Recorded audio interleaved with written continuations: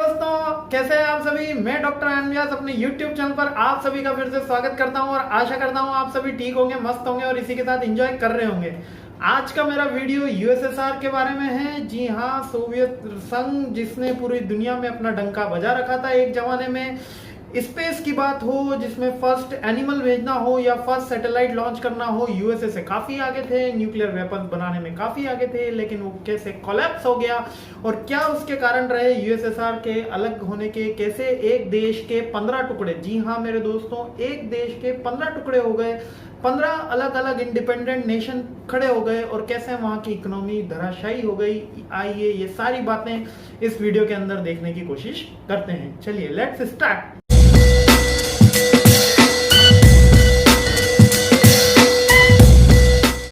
हाँ तो मेरे दोस्तों, वीडियो शुरू करने से पहले आपको कुछ बातें पता होनी चाहिए। जैसे यूएसएसआर 15 देशों का संघ था जो साम्राज्यवादी नीतियों का पालन करते थे। वहां पर एक ही पार्टी थी जिसको सोशलिस्ट पार्टी बोला जाता था। सोवियत पार्टी, जो सोवियत संघों का समूह था, वो वहीं पे राज करते थे और उनका केवल एक ही एजेंडा था, पूरे वर्ल्ड के अंदर सोवियत यानी साम्राज्यवादी नीतियों को फैला दिया जाए।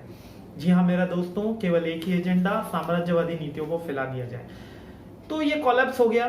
इसके मेरे अकॉर्डिंग केवल मेनली 3 रीजन रहे जिससे इतना बड़ा एम्पायर सोवियत संघ का कोलैप्स हो गया। फर्स्ट रीजन, वहां का तानाशाह नेता जिसके बारे में आपने सुन भी रखा है, स्टालिन। स्टालिन की तानाशाही इतनी ज्यादा थी कि उसको हिटलर से भी बड़ा तानाशाह माना जाता है। उसने अपने ही लाखों लोगों को मौत के घाट उतरवा दिया। जो भी उसके खिलाफ प्रोटेस्ट करता या जो उसकी बात से सहमत नहीं होता, वो उसको मरवा देता था। तो स्टालिन एक तानाशाह था और काफी उसके कारण जन आक्रोश था। मीन्स के लोग काफी बेचैन थे, बोलना चाहते थे, लेकिन जब भी वो प्रोटेस्ट करते थे लोग उनको मरवा देता था। 1945 में आपको हंगरी का प्रोटेस्ट याद होगा, जहां पे लाखों लोगों की मौत रेड आर्मी ने कर दी। ये वो प्रोटेस्ट था जिसको काफी बलपूर्वक रोक दिया गया। 1945 में हंगरी में प्रोटेस्ट हुआ था। तो तानाशाही रवैया के कारण काफी वहां की जनता नाराज थी। दूसरा जो सबसे मुख्य कारण था सोवियत संघ के खात्मे का, वो थी उनकी इकोनॉमी में दिन पे दिन आती हुई गिरावट। इस गिरावट के भी कुछ कारण थे, लाइक कि यूएसए से सोवियत संघ की होड़ मची हुई थी कि वो किसी भी तरह फर्स्ट सैटेलाइट ऑर्बिट के अंदर लॉन्च करें, फर्स्ट एनिमल लॉन्च करें, फर्स्ट वुमेन लॉन्च करें, और तीनों ही जंग में यूएसएसआर जीत गया। जी हाँ, फर्स्ट सैटेलाइट, वुमेन और एनिमल तीनों ही फर्स्ट टाइम ऑर्बिट के अंदर यूएसएसआर ने भेजे थे। तो वो जीत गया, लेकिन इससे इकोनॉमी पे बहुत बुरा प्रभाव पड़ा। दूसरा जो था वो न्यूक्लियर वेपन की होड़ थी। एक तरफ यूएसए न्यूक्लियर वेपन बना रहा था, दूसरी तरफ यूएसएसआर न्यूक्लियर वेपन बना रहा था। तो काफी न्यूक्लियर वेपन बनाने के कारण, काफी जंगों में काम करने के कारण जो सोवियत संघ के इकोनॉमी के ऊपर बहुत ही गहरा प्रभाव पड़ रहा था।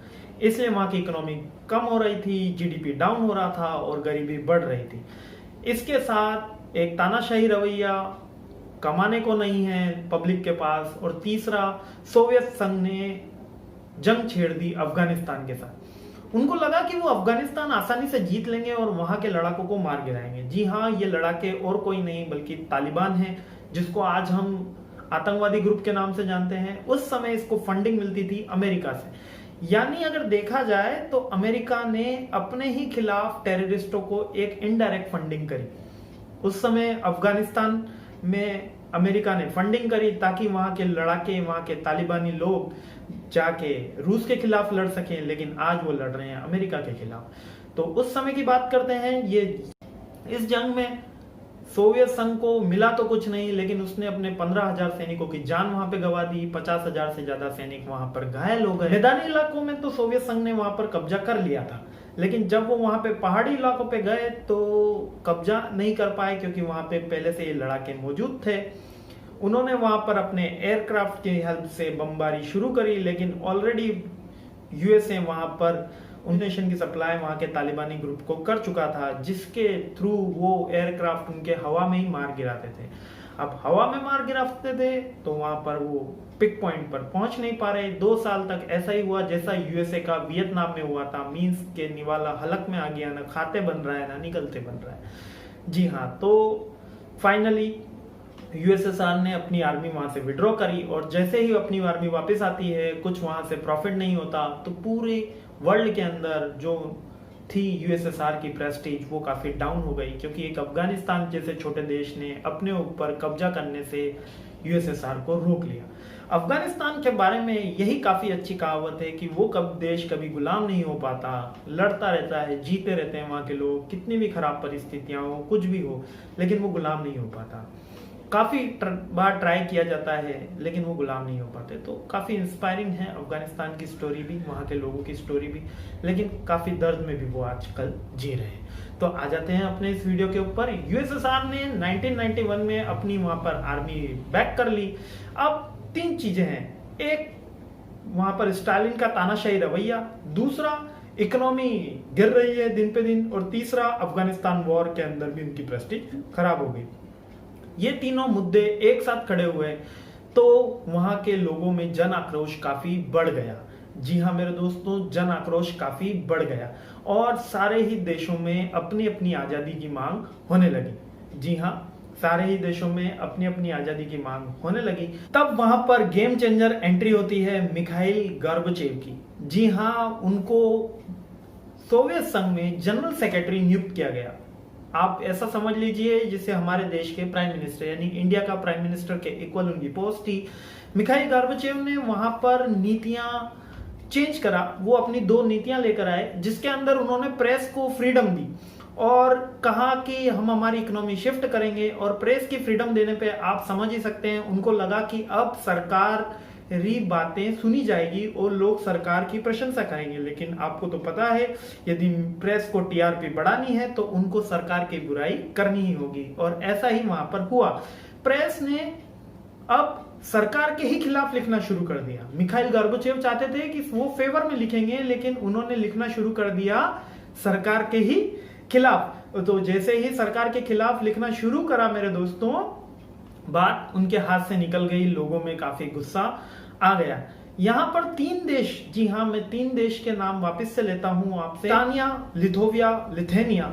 इन तीनों देशों ने सबसे पहले मांग करी कि इनको आजाद कर दिया जाए, क्योंकि ये 3 देश वर्ल्ड वॉर के बाद भी इंडिपेंडेंट नेशन थे, लेकिन इनको यूएसएसआर ने अपने अंडर में कर लिया था। तो इन तीनों देशों में सबसे पहले मांग हुई, मिखाइल गोर्बाचेव से मांग हो रही थी, लेकिन बात कुछ जम नहीं गई थी। अब मिखाइल गोर्बाचेव ने अपनी आर्मी भेजने से मना कर दिया था। मींस जो रेड आर्मी थी वो किसी भी प्रोटेस्ट में भेजने से मना कर दिया था कि अब ये प्रोटेस्ट आप अपने लेवल पे ही बढ़ाएं।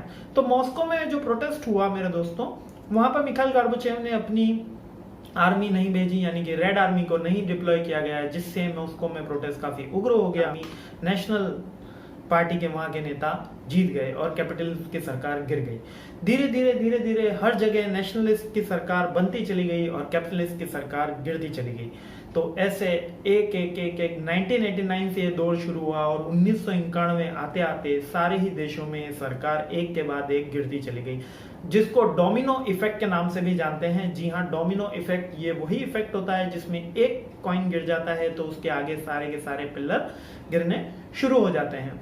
तो ये डोमिनो इफेक्ट के कारण जब एक जगह सरकार गिर गई, तब दूसरी जगह, तीसरी जगह, और ये 15 देशों ने अलग अलग। मिखाइल गोर्बाचेव चाहते थे कि देश एक रहे, उनकी सरकारी नीतियां बनी रहे, इसके लिए वो बाहर भी गए, उनको हाउस अरेस्ट कर लिया गया उनके ही पार्टी के लोगों ने, और उन्होंने रेड आर्मी को अपने कब्जे में ले लिया और रेड आर्मी को फोर्स करा कि वो जाएं और ये प्रोटेस्ट रुकवाएं और वापस से सोवियत संघ एक बनाए।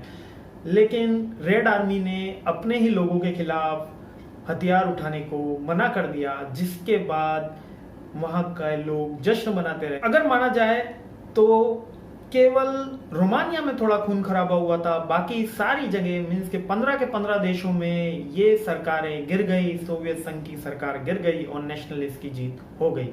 जी हाँ, यहाँ पर एक बंदा जो लीडर बन के उभरा और उसने रूस को एक अलग देश की मांग करी, वो थे मिस्टर बोरिस। उन बोरिस साहब ने टैंक के ऊपर दिया गया भाषण आज भी बहुत यादगार भाषण है। उन्होंने टैंक के ऊपर अपने देश को संबोधित किया और कहा कि हम अलग रशिया बनाएंगे, जिसको आज हम रूस रशिया के नाम से जानते हैं। तो मिखाइल गोर्बाचेव वापस आए और उन्होंने जब देखा कि उनकी सरकार जा चुकी है, लोगों ने प्रोटेस्ट करना शुरू कर दिया है, तो उन्होंने 25 दिसंबर 1991 को यूएसएसआर का कोलैप्स कर दिया और एक एग्रीमेंट साइन करा जिसके थ्रू 15 के 15 देशों को आजादी दे दी। इसमें एक लीडर बन के उभरे मिस्टर बोरिस, जिन्होंने रूस का नेतृत्व करा और रशिया को एक अलग देश की मांग करी। इसका रिजल्ट ये हुआ कोलैप्स होने के कारण, जिसकी बात बहुत लोग कम करते हैं कि कोलैप्स हो गया, 15 अलग अलग देश बन गए।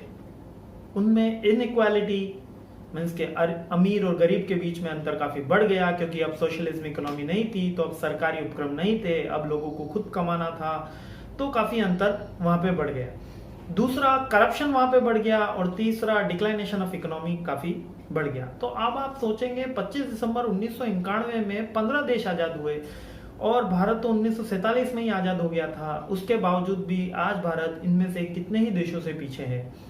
व्लादिमीर पुतिन ने काफी अच्छा नेतृत्व कर रहे हैं, रूस के अंदर काफी वहां की इकोनॉमी को फ्रूटफुल बना रहे हैं, लेकिन अभी उनकी एग्रेसिव पॉलिसी के कारण काफी उनको सैंक्शन का सामना भी करना पड़ रहा है। तो इकोनॉमी में स्लाइटली डिक्लाइनेशन है। लेकिन यूएसएसआर का जो कोलैप्स हुआ, इसमें 15 देशों को एक जोड़ के रख रखा था, एक माला में पिरो के रख रखा था, वो सारे मोती अब अलग अलग हो चुके हैं। ये सारे अलग अलग देश हैं, वापस से मिलेंगे कि नहीं ये तो भगवान ही जानता है। लेकिन मैं हूं डॉक्टर आनंद व्यास, और कैसा लगा आपको मेरा वीडियो मुझे जरूर बताइएगा। Feel free to comment.